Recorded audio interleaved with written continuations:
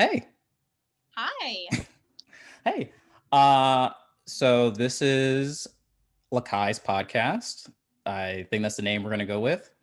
And this is a podcast around um, really just learning ourselves after Bible college, after religious institution. And I just know a lot of people who came from Southeastern, and through COVID and coronavirus, I was really thinking about the past, and I'm just curious of how other people are interpreting the past. And I was talking to my friends, and we were going through all the memories of Southeastern, and your name came up. And we're like, whatever happened to Lauren? And I was like, why not now? Why don't we just figure out what exactly happened? And honestly, just, again, life after Southeastern. All right. So, Lauren, who are you? How did you end up at Southeastern? So I heard about Southeastern from Camp Caswell, which is in Southport or Caswell, Oak Island area in North Carolina. And I had been to summer camp there with my church for about 5 years in a row. And the last year that I attended was also my senior year of high school. And they had set up a booth talking about the school. And I really liked it. And I applied and I got in, and that was that. Okay. All right. So, how long were you a Christian at that point? My whole life. I had gotten baptized around like 5 years old, grew up in the Okay. church, and then I had rededicated my life when I was 15. So, Mhm. Okay. And so you went to Camp Caswell. Did you want to be anything else? Like if you didn't go to Southeastern, did you have a plan B or another school in mind? I did not. So, growing up in church and with my family, I kind of was like, I was kind of in the mindset of if I didn't do a ministry based career, that I wasn't doing enough for God and kind of Mm, not living my true calling. So yeah, I actually had no plan B, and I really wasn't aware of any of my talents or interests at the time because that's kind of how my life circled around. So okay. And you're from South Carolina? I'm from North Carolina, like an North hour Carolina. south of Raleigh. Okay. Okay. That's cool. So when I came up here, I was leaving Georgia. So I was leaving Georgia and I didn't have a car. And I was like, look, this is it or it's not it. Uh, and I was trying to, bum rides to the grocery store and all that. But so the people who are going to come on here, and I just really want them to just tell the truth of just being frank of how exactly, what was it actually like being a student at Southeastern. And I'm just going to start with this. What was the first red flag you saw at school? So I had first visited for orientation. That was my very first visit. And I I think I was a little bit of in a culture shock because I kind of assumed or was expecting everyone to be, very welcoming and loving and just kind of, like the best people on earth, because Yeah. that's, what you kind of think it's going to be. And I was hit with the complete opposite. I think a lot of people had judged kind of me being loud and opinionated and just me as something that wasn't supposed to be there. And so Mm, no one was super nice to me for a long time. But I think my first red flag about the institution itself was the first day of orientation was also the first day of move-in to the dorm. oh my God. And so, my first night there, they had everyone in the girls' dorm they gave you like a handbook, just housekeeping rules and some other rules on the campus. And they were the ones that you kind of expected going in, no drinking on or off campus, no Mm, tobacco, marital sex, also clean your room, kind of general stuff. Um, but I was reading through it and came upon some questionable would be a lack of a better term. It was like alarming and appalling things in the handbook. And so we had a meeting later that evening just to kind of go over the handbook and some just some rules, with two of the RAs in there and then some other administration. But one of the things that I came across was one of the things in the handbook had said that if you struggle or you were, quote, caught self-harming, that was grounds for dismissal, immediate expulsion. And so I was like, oh, that's not loving or kind or anything. That, Yeah. I mean, if I was struggling with that, then there's no way I would seek help, Yeah. And I was like, well, maybe it's something else. So, at the meeting I said, they asked me any questions, and I was like, yeah, can you elaborate on this? And they were like, oh, it's situational. Oh, yeah. Yeah. Talking about the situation. So, like, what is it? And they're like, oh, like if you want to, it's just situational. It just depends. Like, I'm sure it wouldn't be this or that. And just kind of never really gave me an answer. So that was scary. Because I was hoping also if anybody else was in the dorms that had read that maybe were struggling with it, they could get some clarification without having to feel like they were trying to, reach out and then was going to get in trouble of some sort, They never really would give me an answer, and they kept saying, if I needed an answer, I could go and ask someone higher up. I never did. So. Oh my God. Now the thing is like, the issue with being at Southeastern, and people kind of pick this up, is if you had a problem, say like self-harm, if you went forward or maybe you were caught, you would be suspended. And Yes. if you're suspended, they're going to keep your tuition. And that's it. so I just, if it just breeds, secrecy. And I think, now this is different. So every guy, I remember we always had this, guys chapel like meeting, during orientation or whatever. And it was about like, hey, if you have a porn issue, you need to you need to come here and tell us instead of us finding out. Did the girls have anything like that? Like, hey, at least some kind of opening of like, hey, we understand, but please just talk to us first. No, women don't sex. What do you mean? No, we did not have one of the same. We did not, but we always heard it from the guys. It was like this big thing, Oh my God, yeah, it was like, we didn't really have anything like that. So probably the most memorable thing, at least like the first year, like the first thing I remember was sitting down with Liederbach, and he was just like, hey, this is a guy, not almost like I guess it's a guy thing, but tell us. And so it's more interesting to be like, there's no girl equivalent to that. yes, definitely. Okay. So, but I'm curious now more. Did you feel a weird pressure being a girl on campus? Was there any like unique things of just being female on campus? Yes, very much so. I think the most notable was just being, seminary is mainly men, and women didn't receive the same sort of recognition, and still to this day, we're not supposed to lead worship or anything like that, or be a pastor or anything within the SBC. Not entirely Christianity, obviously, but and they still very much quote the whole meek and mild and not speaking out of turn and all that stuff within a church setting. And so it was pretty much the same way. My major when I first came in was just general ministry, and they would ask me what I wanted to do, and I at the time, like, I was like, I want to pastor a whole church, and they were like, no, sorry. Yeah, of course. Well, they were like, well, that's great, but like, what are you gonna do? That's for your husband.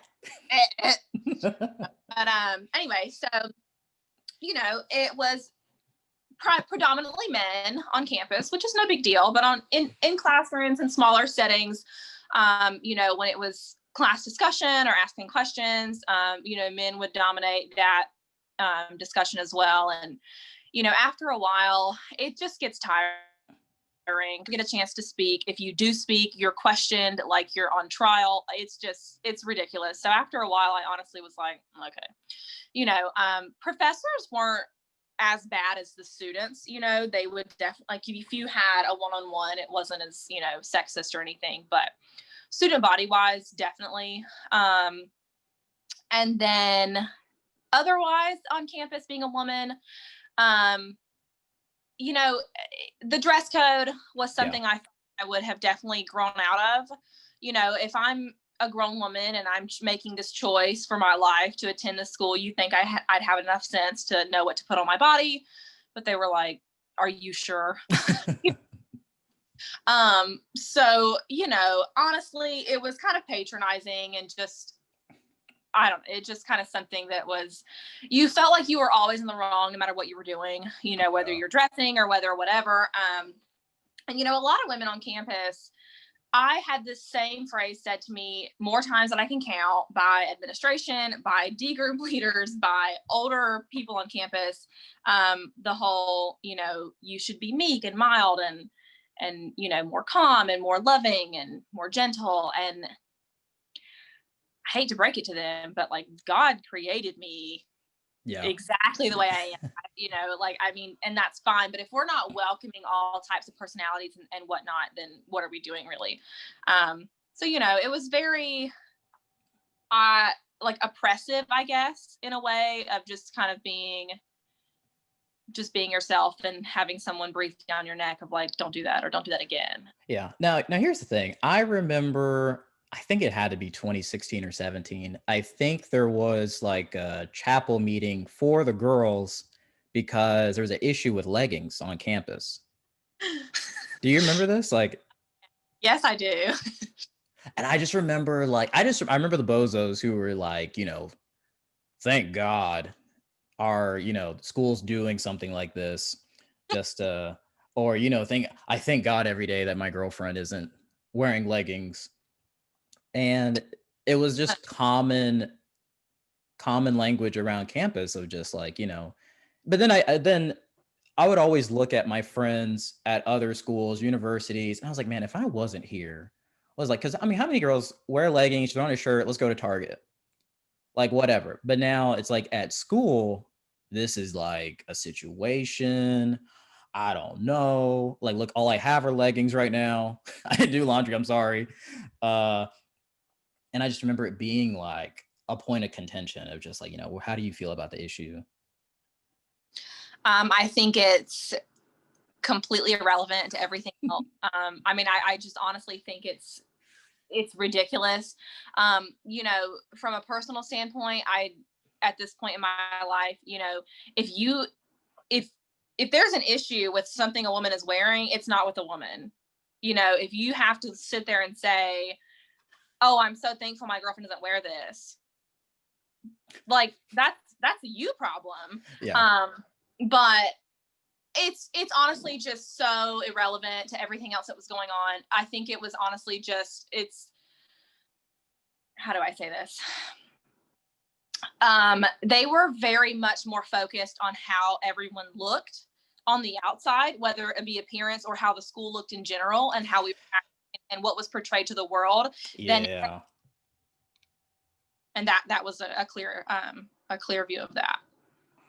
Yeah, there was a lot of like the optics had to be squared away, and there can't be a hint of sin or licentiousness or like, dude. I mean, I would get called into offices just for rumors. Me too. But I'm like, this school is only so big.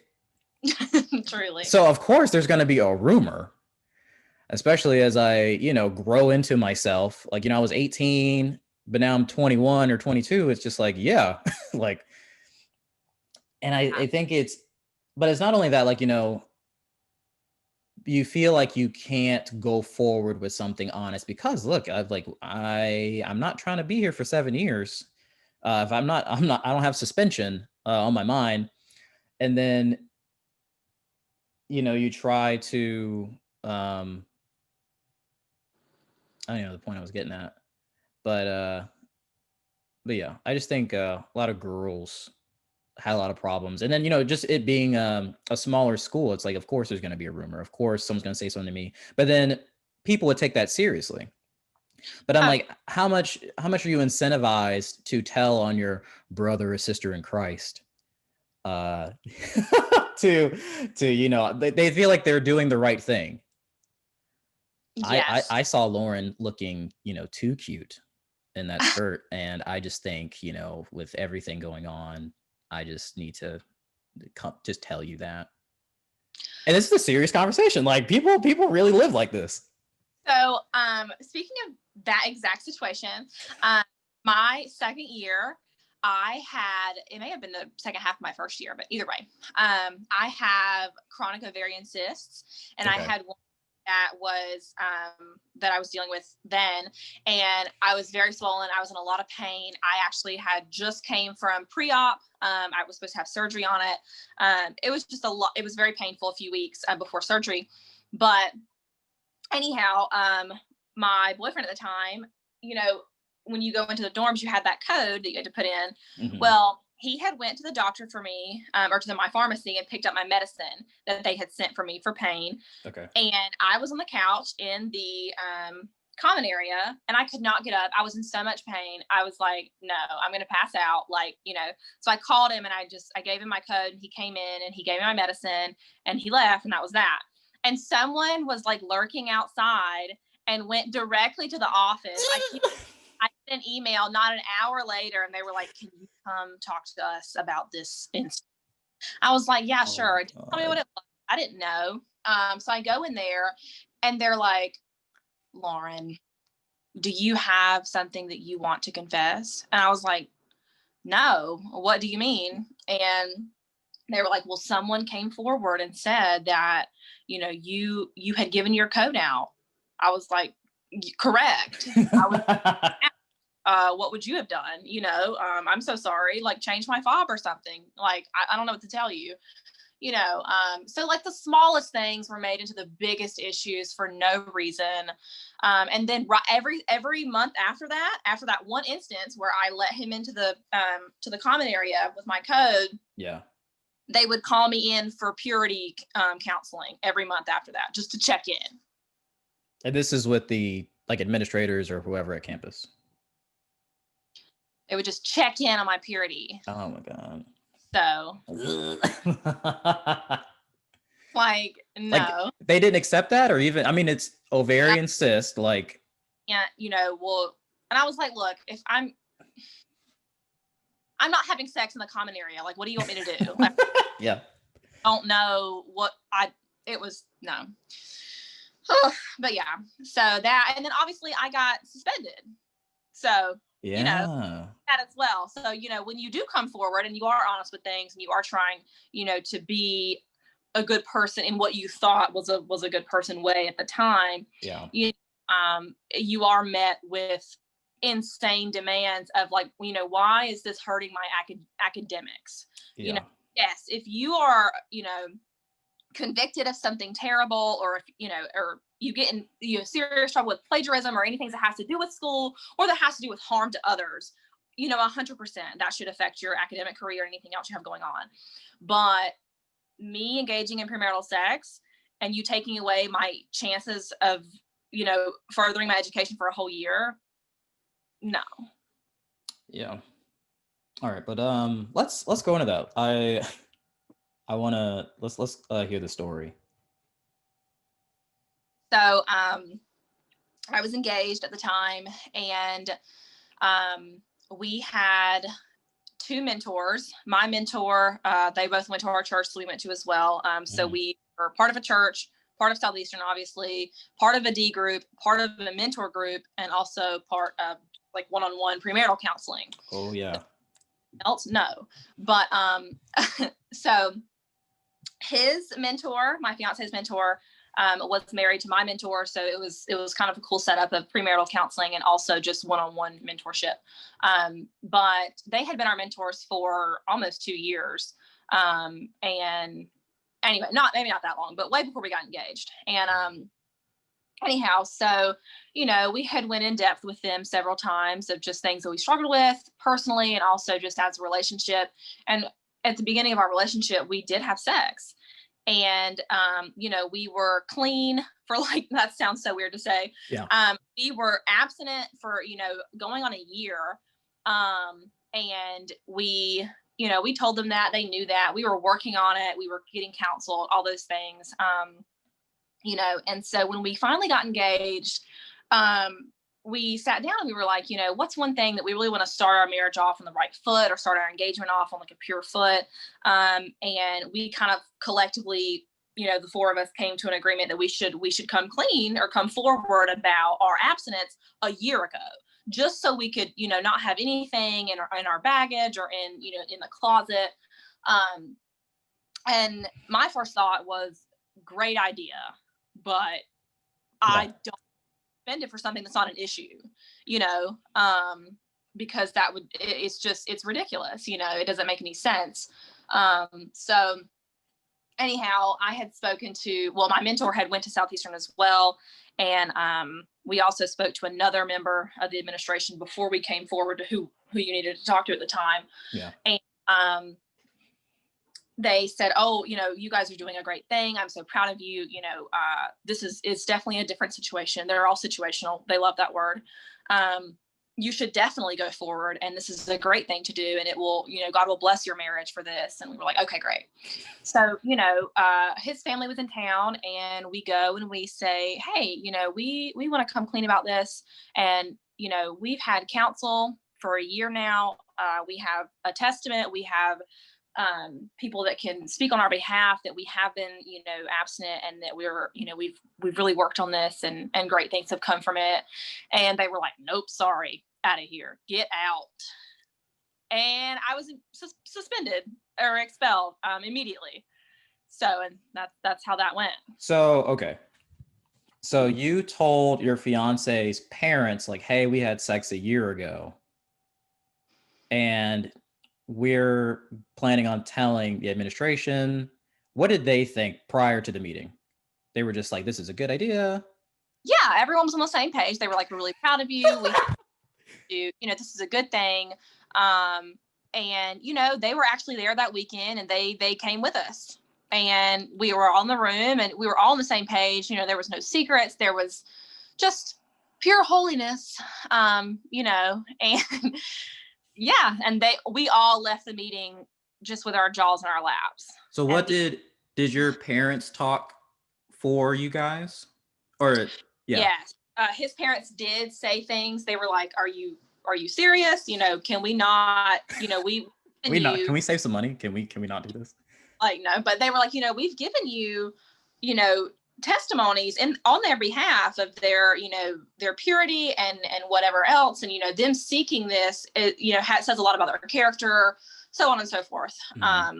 They were like, nah, nope. So, okay. Even if you didn't struggle with something currently, if you did a year ago, sorry. God's not present and he doesn't care. Okay. And also, you get no money back. Okay. So, but I want to contrast this with, I think my freshman year, I was like up in the air at Southeastern and I was like, I don't want to be here anymore. I'm looking at my friends on Instagram. They're living life. I just don't know if Southeastern's for me. I'm like, I don't know what to major in. I just want to learn more about Christianity theology, but I'm like, I just don't know my future here. And so I tried to self-sabotage myself and I'm like, I'll just tell them I'm watching porn. And even though it wasn't out of like contrition on my heart that I need to tell them. It was like, this was my way out. Yeah. And so I went and I sat down with two administrators and I was like, hey, this is the deal. This is what I'm doing. What do I got to do? And they tried every which way to have to identify my values, my place, and really understand like this might be the best thing for me and I should stay. And so I was like, no, but like I broke the rules. And they're like, if you want to leave, you can leave. But if you want to stay, we can help you. And so I had to have like weekly meetings with administrators, and it was like, we go to Chick-fil-A, we're going or we're going to Jersey Mike's, we're going to Moe's. What? And yeah, we just go to lunch and be like, yeah, man, so like how are you this week? And I had to do scripture memory, and I had to memorize like Psalm 119 and Proverbs and like scripture, and I had to memorize it, and I just had to keep checking like every day I didn't watch porn. And that was it. I was just hanging out. I was Okay. So that's my side. Yeah, so I'm not surprised in the slightest, because not to be any way, but that's what it's like to be a man at Southeastern. Yeah. They will do anything and everything to cater to you, and they don't do that for women. I don't think they did it for my fiance because we were kind of in the same boat, and it would have been too obvious. But yeah, that doesn't surprise me in the slightest, because I was also assigned to weekly meetings, but I wasn't allowed to be on campus, and I had to move out immediately, and I had to expel. But they made me have these weekly meetings so that I can come back in. And my weekly meetings were with a very sad woman who was not very nice, and she was like, "So how's your purity?" And that was that. No Chick-fil-A for me. Yeah. Okay. So you're expelled. Did they say how long? Was it a year? A year. Mm-hmm. So 1 year from today. They said we can reconvene at one semester, but the typical, it was a year expulsion or suspension. Okay. So what's going through your mind? Do you want to stay? None. I mean, obviously this is a huge mistake. Like I told you guys, this wasn't going to work out. And now look at this, and you didn't want to stay. At the time, I was very conflicted because I thought, on one end, I was like, this is so freaking stupid. Like, I'm done with this. Like, they have done enough to me at that point in time. I had so many things prior to that made me just really turn against everything there. I didn't feel like they had my best interest. I didn't feel like they had any godly interest in anyone. I felt like it was just a show, and then on the other hand, I thought, that I was being a good Christian, and that, God's children suffer. And that's what I was doing. I was being, I was suffering, and I was being a good Christian. And the fact that like I would get rewarded with my honesty, God, and, obviously I wasn't being rewarded currently, but so I was really in a hard place between how I felt at the time. But in regards to just the school, I was very much over it. I had been over it for a long time, and that was kind of my draw. So, okay. So at this point, you're like, look, I'm over Southeastern. But, what I noticed at being at Southeastern was there's so many facets to it. Not only from the institution, there's the classes, and there's, socially and culturally. Did you have any friends that you could like confide in and tell this stuff about? Kind of. I did have friends who I was very close with at the time. But when all of this came about, in the beginning, they were like, "Oh, I'm so sorry, but God's will," or whatever. And after it kind of progressed the next few weeks, I just got increasingly bewildered and angry at like it just didn't make any sense. I had personally known several other people that were in the same position that you had been in with porn or with other things, Mm-hmm. and not being treated the same. There's that word, situational again. But so I was just, my jadedness was over. I was like, this is nothing like they, portray themselves as. Yeah. They are not personable. They're not loving. They're not kind. They're not. And it wasn't just because I had gotten suspended. This has been several things in the making with just how I was treated in general. But, anyhow, so my friends were good in the beginning, kind of there. But as it progressed over the next few weeks and months, they kind of just tended to fall on the institution side, Yeah. which is fine. No big deal. We all have our own opinions, but it was very much like a cult in that everyone was on the same script. Everyone that you went to, whether it was classmates, friends, teachers, faculty, whatever, they all said the exact same thing, like they were reading from a handbook. And I lost it one day. I lived with my friends too, and I was like, are y'all even listening to what I'm saying? Because I've heard the same response for months. Well, what is God teaching you in this time? And like, how are you pursuing this? And like, how are you being intentional? And I was like, oh my God, can you please just talk to me like a human? Yeah. Like you're my best friend, like give me some humanity for a second. And yeah, and then some other things happened after that, and they stopped talking to me altogether. Yeah. So real quick, I just want to give some context to the story. Off air, we talked about a previous like boyfriend and how you were in the girls' dorm, and there was a situation between you and other students on campus. Can you retell that story? Are you referring to like them calling outside? Yeah. Yes. Because this was the story, and I was like, oh my God. Okay. So yeah. This is actually something that I had first told Lakai when we had first spoken about one of my first, kind of giving more context to what I said in the beginning of the podcast, where I thought people were going to be super loving and wonderful, and they just like weren't.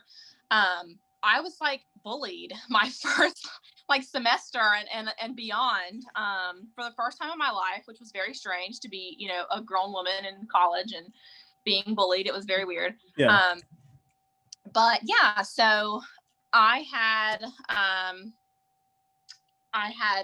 was being pursued by this one male on campus for a while, nothing serious, but just kind of hanging out. And these group of girls like called him one day when we were in the common area, kind of hanging out one night, and he goes outside, and then he comes back in, and he's like, hey, will you come outside with me? And I was like, no, I'm eating dinner. But I ended up going outside, and they had this big like come to Jesus meeting, LOL, no pun intended, that they told him that I was too materialistic and that they couldn't believe that he would want to be with someone like me and that I wouldn't make a good wife. Well, no, I'm 18. No one makes a good wife at 18. No offense. Oh my God. Yeah. But so, and it was just this whole thing, and I just stood there in like awe. I mean, this was my third week at school, and I was like, I have never once spoken to you. How do you know anything about me?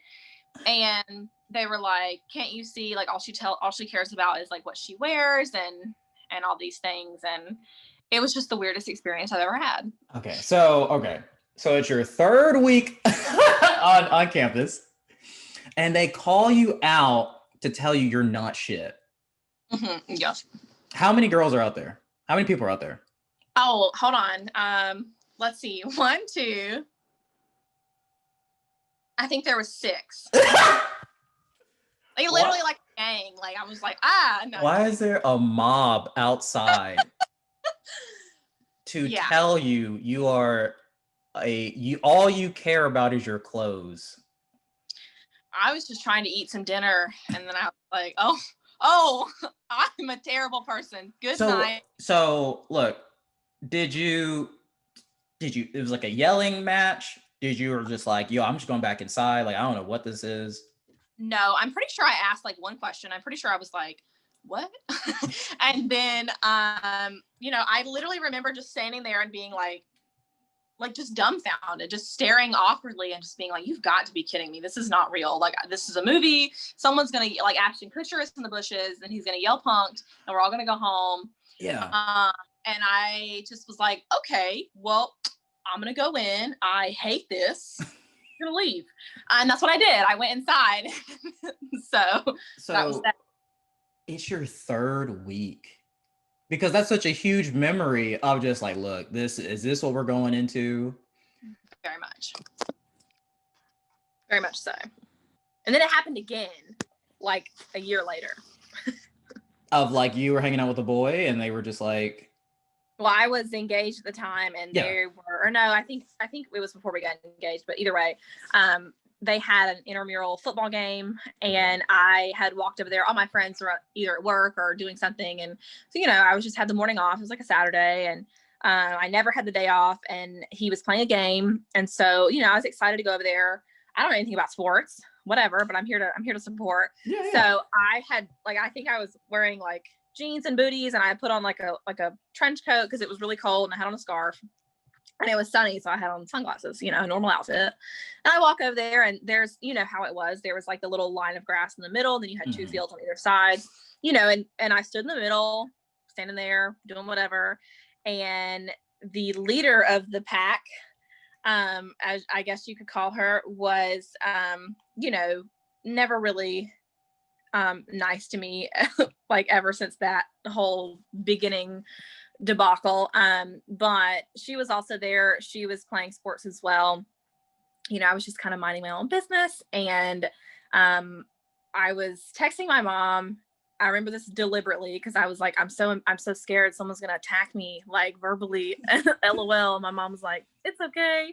And then I look up and there's this gargle of people and she's in the middle and she was talking loudly and I could hear kind of what she was saying and it had something to do with a red coat and sunglasses, which is what I was wearing. And I was like, oh, she's gonna beat me up.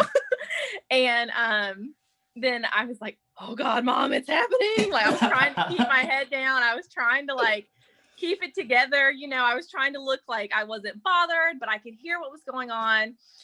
And at one point I'm really embarrassed and really just upset and I wanted to cry, but then otherwise I was like, there's no way this is happening. I'm somehow high and I'm dreaming this, and then she was like, yeah, who does she think she is? And everyone turned and looked at me. And I was like,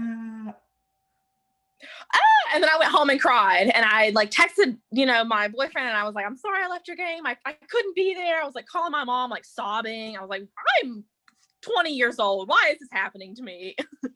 Why do you think? Because one, that's so weird because I have a lot of memories of Southeastern and this cattiness is not a part of it. Even between guys, if we didn't like each other, it was just we know we didn't like each other. Mm-hmm. And it was kind of that. We would also say something to their face, let's squash this. But then it was and so I'm kind of surprised behind the story, but yet I know it's true. Why do you think, why are 4, 5, 6 people getting together to gang up on you? Couldn't tell you. I had gotten to know one of the girls a while after that. That was originally kind of part of that that group of friends, and she's super nice. She said, hey, one night we had been hanging out for a while, and she was like, hey, I'm really sorry about that one thing. And I was like, I just looked at her. We both knew what we were talking about, and I was like, but I was like, what do you mean? And I was like, I just, it's I'm not it's fine, but at the same time, what is going on? I don't care about your apology. I'm just confused on what is happening. Yeah. And they were like, I don't know. I think, one of the girls may have had a crush on the guy. And I was like, are you joking? I didn't even it was this whole thing. But then she was really nice and she kind of said, I don't really know what their deal is. That's why I quit hanging out with them or whatever. And I don't know. Ooh. But yeah, I don't know. I think, at the beginning I was like, maybe it's because, I don't wear chacos and a skirt every day. I don't know. No offense to anyone that did, because everyone that had those outfits was very nice to me. But I was like, maybe it is because I'm loud and I'm opinionated and I don't feel like I have, maybe the same interests as these people. But so were they in their own way. So I was like, I really don't know. I have no idea. Yeah. So, okay. So all I know is from when I was at campus, I remember I don't think I had a conversation with you on campus. I just feel like we were in different circles. Mm-hmm. But I remember I was like, Lauren is one of the attractive girls on campus. And I don't know if she knows that. I'm like, she's never come off as like rude or anything. I was like, look, she's a cute girl. She looks good. But I knew that you dated this asshole of a boyfriend. And I was like, all I know is I don't like this guy. And I remember we were at a Halloween party, and I remember he came and the vibe changed. And I was like, I'm like, she, well, I was like, she's cool, but I was like, why did she bring him? And okay, so the people want to know. I've had 3 people hit me up about this because they knew I was coming on with you. Yeah. Okay, so your fiance, do you know if he had anything to do with keying someone's truck? Do you know anything about this? No, Okay. not that I know of. Okay. All right. Now, he wasn't super honest with me, so who knows? Yeah. So rumor had it. I have no idea anything about that. That there was an intramural, I think it was an intramural like beef or issue on the intramural field, and it came out to one of my friends bought this truck, and rumor had it that your fiance keyed his new truck. And this was like new. And my friend thought he knew what it was. I don't think he ever approached him with it because it's Southeastern. I don't want to be this guy. I don't want to cause contention. I'll just forgive him. It might not even be him. And we're just like, bro, you need to like whoop his ass. Like you need to do something. And he was just like, I don't know. But so the rumor was that you need to watch out for him. Like we have his eye on him because he's I don't know about this guy. Huh. And then he came to the party, and I was like, yeah, fuck this guy. So I remember that incident, but I don't remember like it from apart from just hearing, like someone's car. I mean, because there was a lot of things too that I think during that same time period, like for one, we were having issues like as a couple, and then 2, there was that other incident where that guy like ran off with a knife from the dorms. Yeah. Like, yeah. You know the one. But so I think, but like I don't remember it aside from just like hearing about it. So maybe I don't know. Wish I had more information for you. All right. So let's go into you're expelled. It's after. Tell me about your fiance at the time. Loaded question. So, when we met, he was great, pretty normal.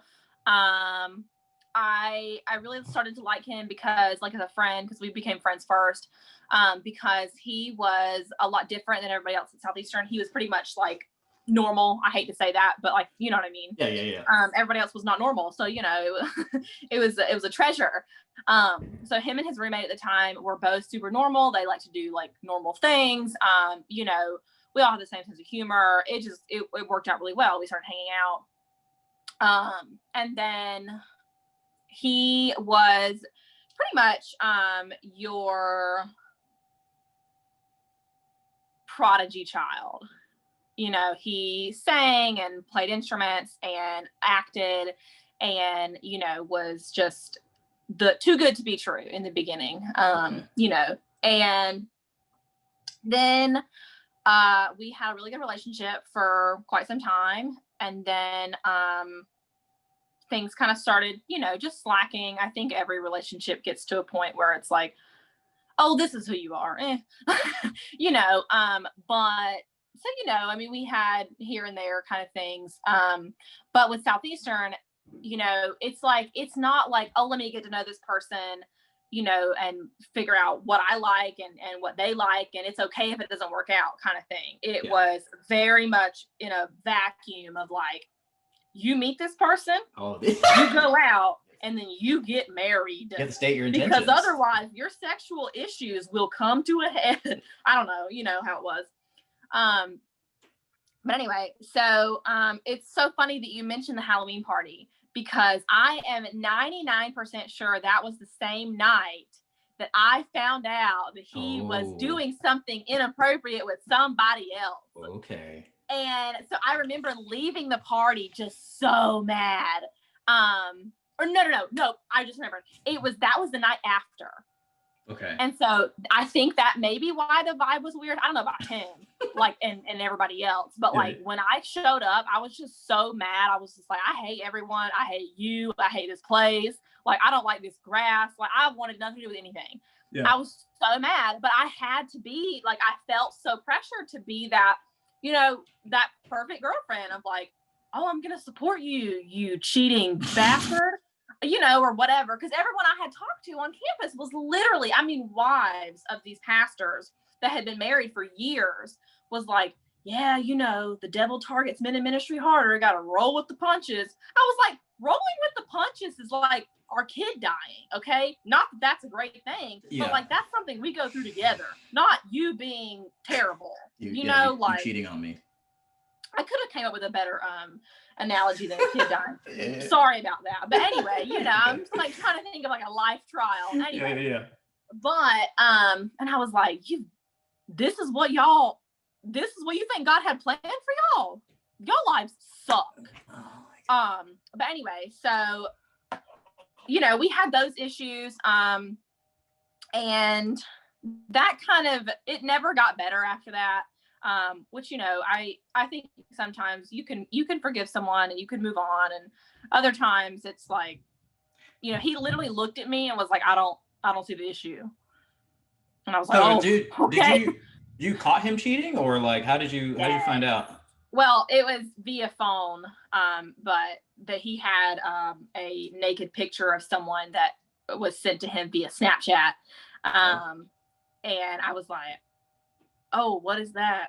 Obviously, I know what it was. But he was like showing me something on his phone. It came up and like it just popped up on his screen. Like he had his phone in his hand. It was in my face, and I was like, like, what is that? And he was like, I don't know. And I was like, okay. So there's that. But yeah, so we went through that whole thing, and he was like, I don't really understand the issue. I think she sent it to other people. I was like, that was more of an issue, but okay. Oh my God. Anyway, but yeah. So, and then it just kind of dwindled from there. After we got engaged, it really just hit the fan. Okay, so you saw a naked person on the phone, and you're trying, so he's cheating on me. And then you went to the Halloween party. Literally the next night. Mm-hmm. The next night, but you guys, he didn't propose yet. No. Okay, all right, and then your fiance, and then you go to Southeastern, and that's when they expel both of you. Correct. This was like prior to all of that. That was our relationship. Yeah. So, but yeah, we got engaged, and then everything kind of hit the fan. He kind of did a 180. I think he was going through a lot of stuff, and that's a nice term. You know, he just kind of became someone completely different, and wasn't nice anymore. And he was engaging in things that were questionable, to say the least, and not really having any remorse or anything for me or his family or God or anything else. So we went through a lot. And then we came forward right after we got engaged, kind of that same time. And then all that happened. And I think that was really hard on us as a couple, obviously, because all of our friends, all of our community, that's all we did. We lived on campus. Our mentors were there. We were part of a church. We went to D group every week. It was just like, that's our whole life. Everybody we knew was at Southeastern. Yeah. And that's what they tell you. It's a bubble, because they get into every, aspect of your life. And I had no one else to turn to. When we were suspended, I had to move out of my dorm within 10 days. I mean, I can't get an apartment in 10 days. Like, Yeah. who can do that? I had to move in with my mentor, for a bit. We weren't allowed at any gatherings on campus. We weren't allowed to chapel. We weren't allowed anywhere. And it was just like, you had taken my whole web of community away, which was not helpful in the slightest to me as a person or to us as a couple. So at the time, I think especially to be, like 20 years old and to be like, this is all I know. And to be like, all right, figure it out. Yeah. I mean, it was very weird because I was angry and I hated it half the time. But at the same time, that's all I had, and it was harder too, because I never really felt at home, but I mean, it is where I lived, and so everyone that I had to go to was, telling me these things that I didn't feel were right. And they were kind of going from there. It just, I had to move. I had to, it was just a lot. Everyone I knew was just, in that same mindset. So. Okay. But, okay, so you don't have to go into too much detail, but I do want to hear you talk through about, the phases between you and your fiance, because you're not together now. And, yeah, I just want to hear you go through, like how you guys actually broke up. Like, how did you, how that ended? So we stayed together, obviously after we got, suspended. And, that was like month 1 of our engagement. We were engaged for 8 months going on. We were supposed to get married in April. And we were, I'm trying to timeline here. Anyway, it doesn't matter. But I called off our wedding in January or December of the previous year. So, we had about 4 or 5 months to go. And we weren't talking. We weren't on good terms. But he was doing a lot of things that he was traveling. He up and quit his job. He was traveling with my money and not paying me back. He was, just doing a lot of things that, weren't great, obviously, especially when you're looking at someone who is about to be your life partner. You start looking at them differently, obviously in different ways. And I was like, oh, okay. But then something else happened. I won't go into detail because I don't think I can at the moment. Yeah. But something else happened a few months down the road, after we had first gotten expelled, or I'm sorry, I keep saying expelled, but suspended. And I thought it should have been handled a certain way. And I went to the school about it. I went to the church about it. And I went to my D group about it. So my mentors, my church, and then the school. And it was a legal issue. But also it was obviously a sinful issue. So, you had the church and you had what else you could kind of go with. And so I went, and the first thing they told me was, I presented my information, and they said, don't tell the police. And then that was the first thing they said to me. This is the administration. And then the second thing was have you forgiven him? And I was like, no, it literally just happened. No, I haven't forgiven. But that really showed me of like, okay, well, what's the true motive here? Why are we just focusing on, my forgiveness and the nature of not being like this portrayed outside of the school, kind of the secrecy thing. And then I went to the church, and I went to my mentors, and they all said the same thing. Have you forgiven him? And I was like, that's such a fucking weird question to ask me. Yeah. Especially the first question.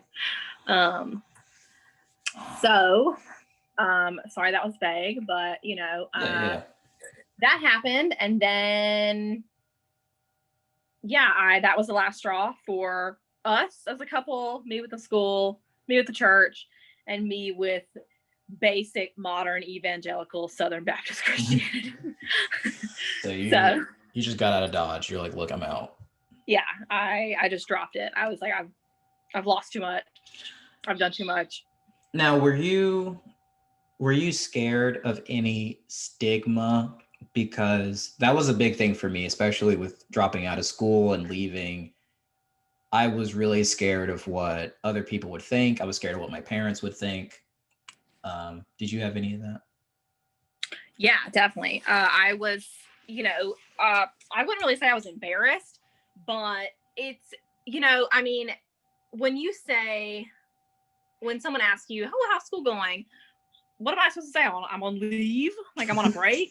Like, yeah. I'm not. Everyone in my life knew how important school was to me, in an academic sense, not Southeastern. But they knew how hard I worked at school. They knew how important it was to me. And so, it wouldn't have been normal for me to be like, well, I'm not really doing it right now. They'd be like, what is that? And so I was left with nothing to say, but like, I literally got suspended. And then obviously everyone's first question is, well, what the hell happened? Yeah. And then what am I supposed to say? Like, I mean, and so it's not so much that I was, embarrassed or, whatever, but my whole privacy had been taken away. I had nothing else to say. And also I kind of wanted people to know, because everyone that wasn't at Southeastern in my life was like, the fuck do you mean you got suspended because you had sex? Like, that's not okay. They can't do that to you. They could, and they did. So, it was just, I wanted people to know, because I wanted to feel validated in the fact that I wasn't crazy for thinking that, it's such an obsolete, weird concept if you're not at a seminary. Yes, yes, it is. Because it's such a personal, private part of your life that no one should have access to, unless there's an issue going on, obviously. But anyway, so, and just the more that I was explaining to people what happened, or telling them why I wasn't in school, or telling my boss why I needed more hours, or, etc. I was like, you know what? Fuck it. I had sex a year ago, and they fucking were like, nope, sorry, you can't come here for a year. And everyone was like, what? And so, as the more I told it, the more I had to like retell my story. Yeah. Blah, blah, blah, blah, blah. I was like, this isn't normal. It isn't great. You don't handle issues like that. Even if that's your belief and that's a rule that you follow, that's fine. But there's other ways to handle things, Yeah. If I was really struggling with sex or sexual desires or whatever, not something I believe in anymore. But if I was struggling, you would think that you'd have a different answer than to kick me out of school and take away all of my resources and community. Yeah. Yeah. But it was very weird and just something to get used to. But as far as being embarrassed about stigma, my family, no, I think I was so done at that point. I was like, y'all can think what you want. Like, it was just a long, hard battle that I had just accepted. I was like, whatever. And then as I got out, I realized I didn't want to go back. And so I had applied to a different university and gotten in, but when I was applying, it asks you on your application if you've been suspended from anywhere and why. And I wasn't going to, for one, I wasn't going to lie. But two, I knew that it wouldn't be an issue for that university because it doesn't matter, you know, for anywhere else. And so I remember sobbing in my friend's apartment, just like, I can't believe I have to like retell this story. I can't believe this such private matter I have to explain to this board of faculty at this other university. It's so dehumanizing. It's just not a great thing to have to go through. And but I wrote it and I got it through, and I said, here you go. And then I met with the dean of students at Southeastern a little bit later and told them I was leaving, that I had gotten accepted to a different school.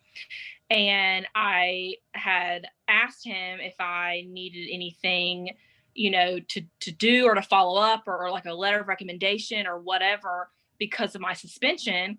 And he was like, oh, you didn't have to tell them that. It's confidential. And I was like, so that also told me that like my whole suspension didn't fucking matter. They wanted to look good to their board of sponsors for suspending me for being sinful, but they also wanted to look good and not suspicious to my new university for suspending me for a fucking year for having sex. Oh, okay. So that's how I took it anyway. I see. No, I mean, God, Southeastern is just made. I don't know why they choose that path of like, let's not call the police. Let's keep this in-house. Let's like, it's so secretive and just saving face. Like, I don't know why they keep choosing that, because there were other situations when I was at Southeastern where it was like, hey, let's try to figure this out together. Let's not get anyone else involved. And it just creates more rumor, more problems down the road. Yeah. And then even, to have a slap in the face like that, to be like, oh, you didn't have to do that. Like, what the fuck do you mean I didn't have to do that? It was a fake suspension. Like, it was almost like it's made up. Like, oh, that's just us thing. Yeah, it was. I mean, to have gone through all of that torture, whether it was internally, mentally, emotionally, outwardly, I mean, it literally affected every aspect of my life. Yeah. At that time, I had to tell my boss. I had to tell other people at school. I was nominated for all these weird things for the house system, and I had to publicly say I can't do it. It was just like this whole thing. And then you're going to tell me that I didn't have to tell anybody. Like, that's bullshit. And it was like a slap in the face. Yeah. So, to tell me that all these things I had went through because of you. Yeah. Oh, you don't have to mention that, because they didn't want to be questioned. Yeah. So one thing that I started noticing with 2020 and coronavirus, and I got fired from my job and I just had a bunch of free time, was looking into trauma. And because I thought maybe I'd like to go into therapy, and I was like, I don't think I know, what is really therapy. And so I started really looking into what exactly is trauma and symptoms of trauma, whether it's depression or anxiety. Typically it's from a moment and your nervous system remembers that kind of situation and keeps you from getting back into like situations. And as I was kind of scanning through my past and like, has it shown up? I just remember being at Southeastern and I was like, I think all these people were traumatized, between people in my classes. And I was like, just the mental health there. But then I'm thinking of your story, or at least how you stopped going to Southeastern. I'm like, this is a traumatizing event. And even like you're saying, like, I have to retell it and re-bring it up. And it's like, you're also so young to be going through something like that and to be handling it, what it sounds like, so well, of just like, look, I'm just moving on. I'm like, it just seems like a chapter in my life, and now I'm moving on, and that's that. So I I want to kind of close up by kind of leading with this question. How are you? Are you interpreting this as trauma? Yes. So religious trauma is something that I had never heard of until after I left. And when I left, I was left with this crippling anxiety every single day. My first few months of suspension, I literally had to go through all of those changes and moving and losing so many resources and people and all those things. And I lost like 25 pounds. I stopped eating. I just was this constant state of anxiety. And I really, after a while, after I kind of got back on my feet and moved and, was in a better space physically and mentally, to kind of look back on what is happening, what has happened, what I had been through that's affecting me now, and so on and so forth. That I started researching, and also I'm a psych major. So, we go through a lot of these things too. We talk about religious trauma, which was like, wait, hold on. What did you say? Religious trauma? What do you mean? Yeah. Like that's me. I know it is. I don't know what it is. Yeah. But I also had researched some, therapy groups and some self-help things. And I had came across, I was actually just researching kind of what happened, have other people had this experience. And when I had posted something on my Instagram months ago, probably over a year ago now, just kind of speaking out about Southeastern for the first time publicly, of just how like it sucks. Like I didn't say because of this or this. I didn't list anything specific. I just said, this school sucks. And, just a personal opinion on my own private page. Yeah. I was contacted by someone at Southeastern that was like, why are you saying these things? And I was like, can you shut the hell up and let me have an opinion? Yeah. Second, I'm literally gone. Like, shut up. But second, 13 people, all women, one guy had messaged me and said, hey, I also feel this way. And here are my reasons, and here, and I was like, hold on a second, there's got to be more to this. So then that kind of spawned my research of just kind of, other seminaries, other Bible colleges, other types of the same thing. And really it only showed like a pattern with SBC relation. And so I don't really know a reason for that, but just so you have that information. But Yeah. Anyway, so I found this group called Recovering from Religion. It's a podcast. They have a bunch of like meetings and resources, and I just was reading through their stories, and I was like, well, this is me. I see myself. Have all of these symptoms. It was like a WebMD for my mind. And so, just kind of kept going with that and learning as I went and blah, blah, blah. But, so yeah, it's definitely traumatizing. I think from growing up and having a semi-healthy view of God and healthy view of religion, healthy view of Christianity and Baptists and everything that has to do with it. Even if it wasn't something that I would have grown up and still chose, my time before Southeastern was healthy. It's not something I identify with now, but it was good. And I learned that God was good and loving and kind and, forgiving and all these things. And, but when I got to Southeastern, it was, it was for one, the oddly very literal interpretation of scripture. Yeah. That was very harsh and just confusing. But then it was also the just stark contrast of like, no, this is what the Bible means. This is how you're supposed to live. And if you don't, you're not a good Christian. You're not praying the right way. I don't have any like reasons for those things. I'm not going to elaborate, but I am going to tell you, you're not a good Christian and you need to pray harder. And so, yeah, I mean, just kind of, I left Southeastern not knowing at all who God was anymore, not knowing where I stood, not wanting to have anything to do with religion. And I stand by that. I think that, when you grow up religious and you grow up with God as the center of your universe, whether that's, I mean, it's your belief system, it's your morale system. It is everything that I was focusing my life around, career-wise, family-wise, everything. Yeah. To the most intimate parts of my life.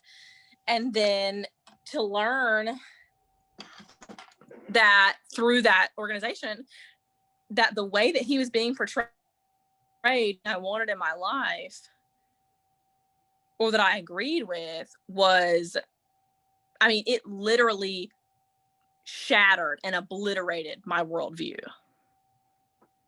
and what I thought of God and what I thought of Christianity and what I thought of other Christians. Yeah. And I ran hard and fast away from every bit of it right when I left. And I mean, I'm coming back around now. I'm learning and questioning and you know, whatever. But it was very traumatic. It was like, you know, being kidnapped and someone opening the door to your cell and being like, whoop, skirt, gotta go, you know, just up and ran. Yeah. So I think people who are going to listen to this podcast and people who might have a similar background of going to Bible college, of going to a place like Southeastern, and they might not know what to do. They don't know even maybe who they are, because like you and I both noticed this, like, look, this is like the center of everything that we do. And to have it gutted, it's like, wow, do I just pick another church? Is it a denomination thing? Is it Christianity as a whole? And I want to be pretty practical here. Were there activities, exercises, like what has actually helped you get here at this point? So I had to relearn completely who I was and what I stood for and what I thought was right and wrong and what my interests were and what I like doing, like literally, you know, and not what everyone else said that you should be doing, kind of thing. And the only way I got here was taking time and being alone and meditating. I meditated a lot, and just kind of taking it day by day. I don't think there was anything that I did specifically. I mean, definitely things enhanced it. Meditating enhanced it. I kind of started looking into and researching about the law of attraction and positive affirmations and those types of things, which were very helpful. They helped me open my eyes and kind of just see that my desires and my wants are not evil and not deserving of wrath. They're fine and they're positive. They're, you know, they're healthy. Yeah, that's big. And I had to relearn how to love myself as a human, because when you grow up and you're, you know, especially in the formative part of college and getting out on your own, you know, when you're taught that all of your inner desires are evil and wrong and nasty, you know, you develop this sense of hatred for your body and for your wants and for, you know, what you want out of life. And if you don't want to have kids, and you just hate yourself for all of it, or you feel like you have to hate yourself, or die to yourself, you know, in that way. And I literally just had to relearn who I was. And like I said, I don't think there's any specific, I wish I had a bulleted list of these are the steps you take. And I hope to write a book about that. But those are some of the things that enhance that for me. I went to therapy, 100%. You need to do that, even if you're healthy, because it teaches you a lot about kind of the background things that may be affecting you now that you wouldn't have thought, you know, would affect these in this way. You know, but, you know, like, I think a lot of my anxiety, for an example, came from like going to hell, or like, if you do this, you're going to go to hell. If you don't do this, you're going to go to hell, kind of thing. And, you know, when you're trying to be easy with yourself and give yourself grace and relearn yourself, I just had to wake up one day and choose every hour, almost some days, that God was not going to send me to hell for being lukewarm if I die in a car accident right now, because he knows that I'm seeking and I'm searching and I'm trying. And, you know, I was scared perpetually that I was going to die in this searching phase of like, I don't know. Yeah. I don't know what's real. I don't know what's right. I don't know who God is, kind of thing. But, you know, and I don't at this point, I have no idea my religious stance, but I do know that I did have a very real, you know, relationship with God personally before any of this happened. And, you know, if I'm kind of clinging on to that, hoping that that is real, I think I would describe my religious standpoint right now as hopeful, because I don't know. No, that's real. Yeah. But, you know, I don't think that the God that I knew personally, you know, would say, "Ah, you're lukewarm right now. You're going to hell. We'll figure it out later," you know, kind of thing. So just every day having to choose forcefully sometimes to be easy on myself and just hold my own hand, you know? Yeah. I think there are a lot of people out there who are listening to this, and even people who are still in school who wish they had the courage to separate themselves and to not come back and to be brave enough to find themselves. And really, I want to thank you for doing this and coming on and telling a truth that I know a lot of people did not want to hear, like years ago. People on campus who were just like, let's not, I'm not trying to hear that. And, you know, I just don't, I knew the pressure and the weight of carrying stories like that. And then I'm like, we all went to the same place. We all had the same experience. Like there needs to be a place to just tell our story and just how it actually went down. And I'm hopefully this could be a place to kind of share those stories. But you know, I'm really glad that you came on and told this story. Thank you. Thank you for allowing me to do that. This is the first place that I have been able to open up on any kind of platform. I'm sure I'll be receiving emails about it, but that's okay. Yeah. I'm ready. Okay. Now, do you want to put your Instagram out there? Do you want people to follow you on Instagram? Yeah, sure. That's fine. All right. What's your Insta? It is Lala, LALAAA 3 A's underscore 22. Okay. Yeah. Don't follow me on Twitter. Just kidding. I just don't have a filter on Twitter. My Twitter's the same thing.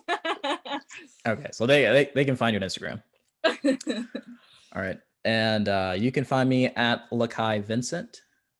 And Lauren, thank you for being on Lakai's podcast. Thank you so much. It was wonderful. All right. Awesome. All right, girl. All right. Cool.